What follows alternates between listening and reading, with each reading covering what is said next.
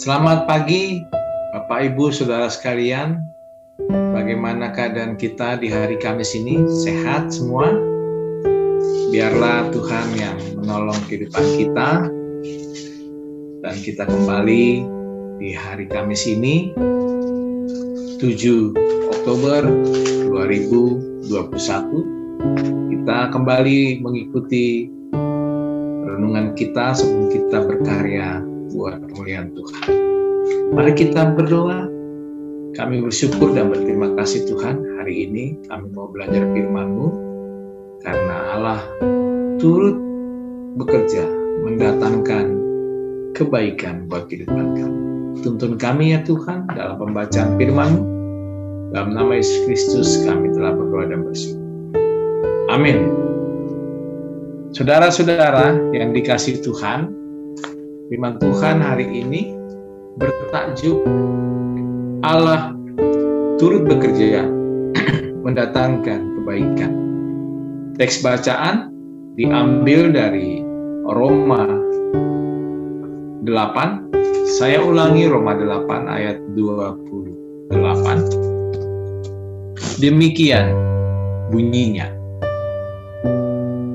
Kita tahu sekarang bahwa Allah turut bekerja dalam segala sesuatu untuk mendatangkan kebaikan bagi mereka yang mengasihi Dia, yaitu bagi mereka yang terpanggil sesuai rencana Allah. Ada seorang pemuda mempunyai kebun yang luas, dan suatu ketika pemuda itu sakit keras dan dia mau meninggal. Pemuda ini lalu memanggil anak asuhnya. Dia mempunyai 2 orang anak asuhnya. Lalu ia memberi pesan kepada kedua anak asuhnya. Demikian. Sudah bertahun-tahun kebun ini selalu menghasilkan buah-buahan yang baik. Sekarang saya sudah tidak kuat lagi. Saya mau menyerahkan kepada kalian sebagai anak angkat, anak asuh, untuk kalian lanjutkan lagi. Aku sebetulnya telah menyembunyikan harta karun di kebun kita ini. Harta karun itu milik kalian berdua. Cangkulah dan galilah tanah di sekitar pohon kebun kita ini. Tak lama kemudian, pemilik kebun meninggal dunia. Sekarang kebun buah-buahan menjadi milik kedua anak asuhnya. Tanpa menunda-nunda lagi, mereka berangkat ke kebun untuk menggali harta karun yang diceritakan tuannya itu. Mereka menggali dan mencangkul tiap hari, dan sekitar beberapa bulan kemudian mereka bekerja keras. Datanglah salah seorang, katakanlah tukang buah, dan pada saat itu dia mau membeli hasil buah dari kedua anak asuh pemuda itu.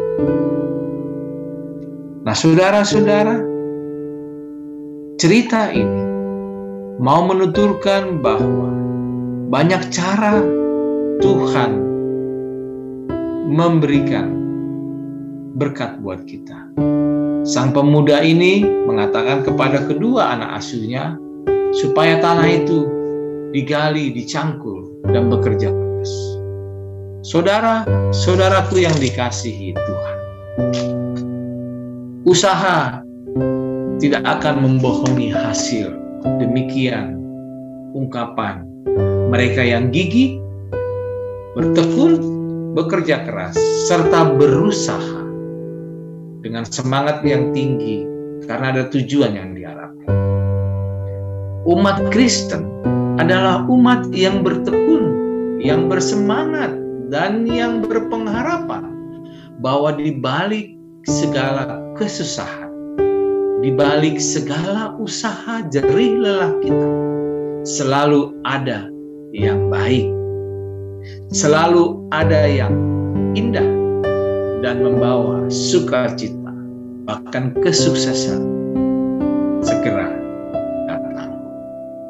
Sekalipun awalnya kedua anak asuh ini bekerja karena harta karun yang diceritakan oleh tuannya itu, namun pada akhirnya mereka menyadari bahwa harta karun yang dimaksud adalah hasil dan ketekunan serta kerja keras mereka. Tuhan Allah mengasihi dan memberi kepada setiap orang, asalkan mau bertekun dan berusaha melakukan yang terbaik dalam hidupnya, sekalipun dia harus melewati kesusahan. Inilah yang ditegaskan oleh Paulus dalam surat Roma pasal yang ke-8. Bahwa di Roma, mereka harus tetap, sebagai jemaat di Roma, mereka harus tetap berusaha melakukan yang terbaik dalam hidupnya, sekalipun menanggung banyak kesusahan dan pergumulan. Paulus berujar bahwa mereka yang mengasihi Allah dan yang terpanggil sesuai dengan rencananya, mengetahui dengan benar-benar bahwa Allah turut bekerja, ikut campur dalam segala sesuatu untuk kebaikan mereka. Itulah pengalaman iman orang Kristen, bahwa Allah turut bekerja dalam segala sesuatu untuk mendatangkan kebaikan. Kita perlu merasa bersyukur, perlu semangat, kita tidak perlu jemu, kita tidak perlu bosan, kita tidak perlu bersungut-sungut untuk melihat kembali dan meneliti betapa hal-hal yang kita anggap bencana, hal-hal yang kita anggap malapetaka telah dibuat menjadi kebaikan buat kita. Saudara-saudaraku, sekalipun banyak kesulitan yang kita alami satu persatu, berbeda dengan yang lain, tetapi tangan kita bisa saja terluka dan kasar ketika melakukan pekerjaan. Kita harus berpeluh, bahkan harus mencucurkan air mata dalam hal kita bekerja keras. Tetapi saudara-saudara, biarlah peluh dan air mata kita menjadi butiran-butiran mutiara yang membawa kita kepada kebahagiaan dalam hidup kita. Tuhan tidak sedang meninggalkan kita meskipun kita mengalami derita dan banyak pergumulan. Karena itu, hendaklah kita tetap setia kepada Tuhan dan mengasihi Tuhan dengan sepenuh hati. Ada uraian Pemazmur 126 ayat 5 sampai 6. Saya bagikan untuk saudara sekalian. Demikian bunyinya. Orang-orang yang menabur dengan mencucurkan air mata akan menuai dengan sorak-sorai.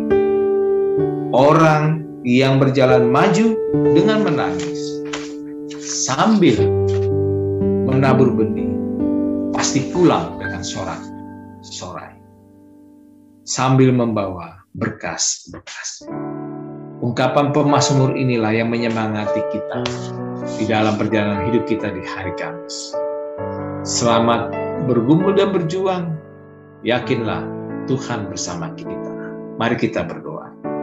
Kami sambut berkat Tuhan di pagi hari ini. Dan nama Tuhanlah yang kami permuliakan. Terpuji namamu Tuhan.